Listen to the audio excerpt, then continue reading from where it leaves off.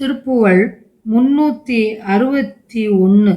காவி பூவை ஏவை இகழ்வன நீலத்து ஆலகால நிகர்வன காதி போக மோகம் அருள்வன இரு தோடார் காதில் காதி மோதி உழல் கண மாயத்தார்கள் தேக பரிசன காம குரோத லோப மதம் இவை சிதையாத பாவிக்கு ஆயு வாயு வலம் வர லாலிப்பார்கள் போத கரும உபாயத்தான ஞான நெறிதனை இனிமேல் அன்பா லக்கு ஆக யோக ஜப தப நேசித்து ஆரவார பரிபுரம் பாதத்து ஆளுமாறு திருவுள நினையாதோ கூவி கோழி வாழி என மயில் ஆலித்து ஆலகாலம் என உயர் கூலி சேனை வானமிசைதனில் விளையாட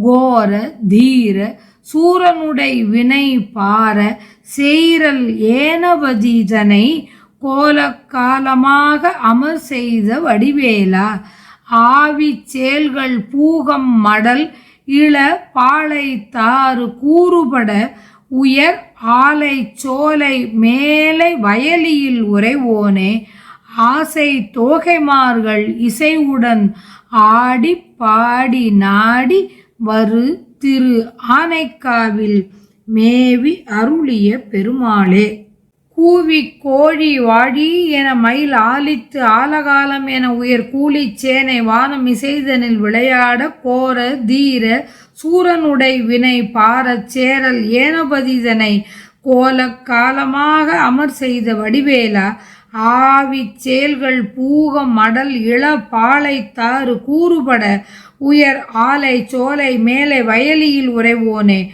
ஆசை தோகை மார்கள் இசையுடன் ஆடி பாடி நாடி வரு திரு ஆனைக்காவில் மேவி அருளிய பெருமாளே இனிமேல் அன்பா லக்கு ஆக யோக ஜபதப நேசித்து ஆரவார பரிபுர பாதத்து ஆளுமாறு திருவுளம் நினையாதோ கோழி கூவி வாழ்க என்று வாழ்த்தி மயில் ஆரவாரம் செய்து ஆலகால நஞ்சு போல் உயர்ந்து விளங்க பூதகணங்கள் வானத்தில் மகிழ்வுடன் விளையாட அச்சம் தருபவனும் வீரனுமான சூரனின் வினை அழியவும் சீறி பெரும் கோபத்துடன் வந்த ஆதிவராகம் கூக்குரல் எழுப்பி அடங்கவும் போரிட்ட கூர்மையான வேலை உடையவனே நீர்நிலையிலே உள்ள செயல்மீன்கள் பாக்குமரத்தின் ஏடுகளான இளம் பாளைகளின் குலைகள் பிளவுபடுமாறு உயர பாய்கின்ற இயல்பு கொண்ட கரும்புகள் நிறைந்த சோலையை கொண்ட மேலை வயலூர் என்ற தலத்தில் வீற்றிருப்பவனே பக்தி உடைய மங்கையர் இசை பாடிக்கொண்டு ஆடியும் பாடியும் விரும்பியும் வந்து வணங்கும் திரு ஆனைக்கா என்ற தலத்தில் விரும்பி வீற்றிருப்பவனே விலைமாதரின் கண்கள் கருங்குவளை பூவுடனும் அம்புடனும் மாறுபடுவன கரிய ஆலகால நெஞ்சை போன்றன கொல்லும் தன்மை கொண்டதாய் இன்பத்தையும் காமமயக்கத்தையும் தருவன இரண்டு தோடுகளை அணிந்துள்ள செவிகளை வெட்டுபவை போல் சென்று மோதி திரிவன இத்தகைய கண்களை கொண்டு மாயம் செய்பவர்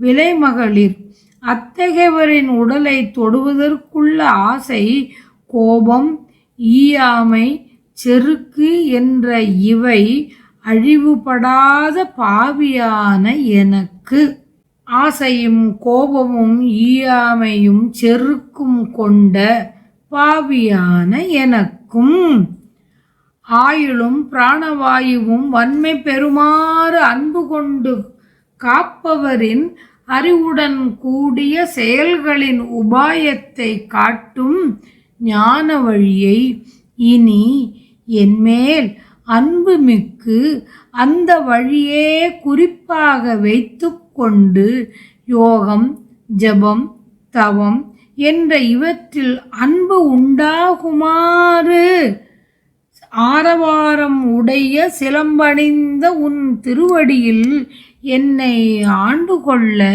திருவுள்ளம் நீ கொள்ளலாகாதோ? நீ திருவுள்ளம் இறங்க வேண்டும், என்னை ஆட்கொள்ள வேண்டும் என்றவாறு. முருகப்பெருமான் சூரனுடன் போரிட்ட போது அக்னி கோழியாய் தேர் மீது நின்று கூவினான். சூரனை அப்பெருமான் வென்ற பின்பு அச்சூரன் கோழிக்கொடியாய் விளங்கலானான். இதனை கூவி கோழி வாழி என்கிறார் குருநாதர். இரண்யாட்சன் என்பவன் பூமியை பாயாக சுருட்டி கொண்டு கடலுக்குள் ஒளிந்து கொண்டான். திருமால் வராக அவதாரம் எடுத்து அதனை மீட்டு வந்தார். பின் அந்த வராகம் இரத்த வெறி கொண்டு திரிந்தது. சிவபெருமான் அதனை அடக்குமாறு முருகப்பெருமானை ஏவினார். அப்பெருமான் அந்த வராகத்தை அடக்கி அதன் கொம்பை பறித்து சிவனுக்கு தந்தார். சிவபெருமான் அதனை அணிந்து கொண்டார். அந்த வராகமே ஏனபதி.